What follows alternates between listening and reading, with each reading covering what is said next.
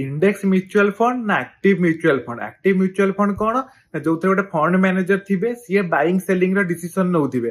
किंतु index fund कौन, index fund रे इंडेक्स रे जो स्टॉक गुरा अच्छी वेटेज हिसाब रे ही कौन हम सी बाय करदे। तो तादेह किसी बुद्धि खर्च करती जे को स्टॉक टा आगू बढ़िबो कि को स्टॉक टा सेल करिवार अछि। से कौन करिवे इंडेक्स जो हिसाब रे वेटेज रहिबो स्टॉक रो से हिसाब रे बाय सेल हे जिवो।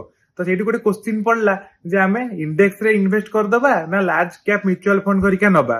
तो देखो धर आम देखा इंडिया रे कौन होउची लार्ज कैप म्यूचुअल फंड करिका टिके इंडेक्स रु अधिक रिटर्न दउचंदी।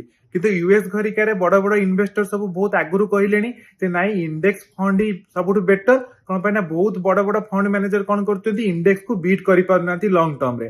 प्रॉब्लम होबा जदि आमे भी निजे कौन करिबा इंडिविजुअल स्टॉक बाय करी गोटे एमती पोर्टफोलियो बनैबा सेटा भी होता आमे इंडेक्स को बीट करि परिबानी लॉन्ग टर्म रे। सेति आपण कोन करूचंदी लार्ज कैप म्यूचुअल फंड करूचंदी ना इंडेक्स